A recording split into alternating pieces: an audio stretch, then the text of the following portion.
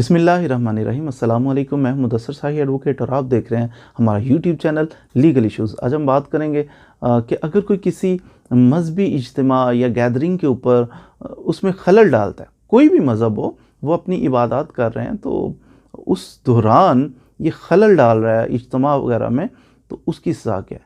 जी हाँ, उसकी सज़ा ताज़ीरात पाकिस्तान में 296 पीपीसी कहता है कि अगर कोई बंदा ये वाला अमल करता है कि उनके इज्तिमा में या उनकी इबादत में खलल डाल रहा है, किसी भी मज़हब की हो, तो उसको 1 साल तक कैद और जुर्माने की सज़ा हो सकती है।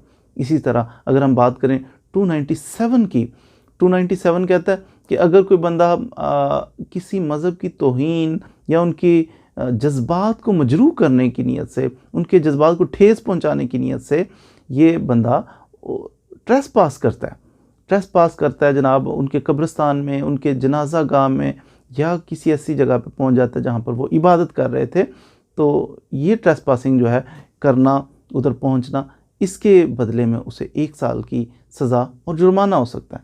इसके बाद 298 पीपीसी कहता है कि अगर कोई बंदा किसी ग्रोह या किसी फ़िरका या किसी मज़हब का इशारे कनाए से या लाउड स्पीकर में जनाब गुफ्तगू कर रहा है कि उस तक आवाज़ पहुंच रही है, ऐसे अंदाज में किसी बंदे के मजहबी जज्बात को वो तकलीफ़ पहुंचाता है, तो ऐसे बंदे को भी सज़ा हो सकती है। 3 साल तक कैद की सज़ा हो सकती है और साथ ही इसको जुर्माना हो सकता है। ये दोनों सज़ाएं भी हो सकती हैं 298 में कभी किसी के मजहबी जज्बात को लाउड स्पीकर खोल के या इशारे से जो वो देख रहा है तो उसको तकलीफ़ नहीं पहुंचानी, अदरवाइज़ 3 साल के लिए अंदर जा सकते हैं और 5 लाख रुपए तक जुर्माना भी हो सकता है। अब 298A भी है। 298A ये कहता है अगर कोई बंदा इशारे कनाए से लिख कर बोल कर सहाबा इकराम की शान में गुस्ताखी करे, उम्महातुल मोमिनीन की शान में गुस्ताखी करे, अहले बैत नबी अकरम सल्लल्लाहु अलैहि वसल्लम के घराने के बारे में कोई बात करे, तो ये इनके ख़िलाफ़ इनकी तौहीन करे कोई बंदा, बेशक इशारे से कर रहा है, लिख के कर रहा है, बोल के कर रहा है, तो ऐसे बंदे को 3 साल कैद की सज़ा और जुर्माना हो सकता है, या दोनों सज़ाएं भी हो सकती हैं।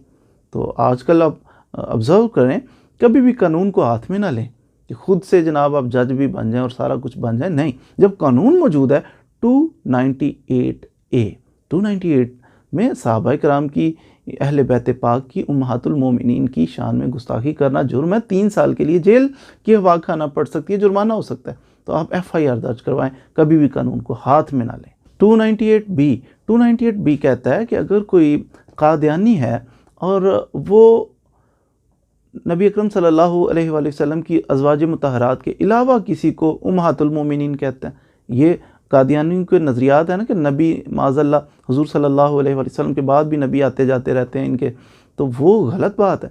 तो वो उनके फिर बच्चों को उनकी वो अजीब नाम देते हैं, कहते हैं उम्महातुल मोमिनीन। तो उम्महातुल मोमिनीन किसी औरत को कह रहा है या किसी आदमी और को जो नबी अकरम सल्लल्लाहु अलैहि वसल्लम की आल के अलावा, अहले बैत के अलावा किसी को कहते हैं ये अहले बैत हैं, या किसी आदमी को कहते हैं ये फ़लाँ लोग जो है ना, ये भी सहाबी हैं। वो सहाबी तो वो हैं जो हुज़ूर सल्लल्लाहु अलैहि वसल्लम के सहाबी हैं, उनके अलावा किसी को सहाबी कह रहा है।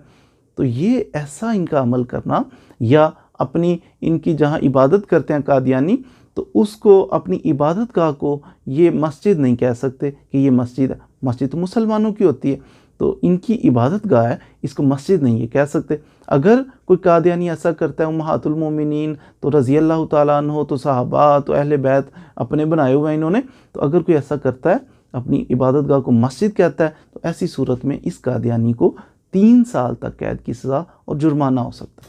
इसके अलावा ये खलीफातुल मुस्लिमीन किसी को कह दें, हम कहते हैं ना खुलाफाए राशिदीन, तो ये खुलाफाए राशिदीन कहें, खलीफातुल मुस्लिमीन, खलीफातुल मोमिनीन कह दें, ये भी नहीं कह सकते। किसी बंदा जो मर्ज़ी खड़ा किया जनाब तो ये खलीफा हैं जी मुसलमान, ऐसा नहीं है। खलीफातुल मुस्लिमीन राशिदीन ये वो हैं जो नबी अकरम सल्लल्लाहु अलैहि वसल्लम के सच्चे पैरोकार थे। तो अब ये नॉन मुस्लिम हो के तो हमारे वाले वो नाम इस्तेमाल नहीं कर सकते। इसी तरह अगर ये अज़ान कहते हैं और अपनी जो भी इनकी काल हो उसको अज़ान कहें, तो फिर इनको इस पे भी 3 साल की सज़ा सुनाई जा सकती है।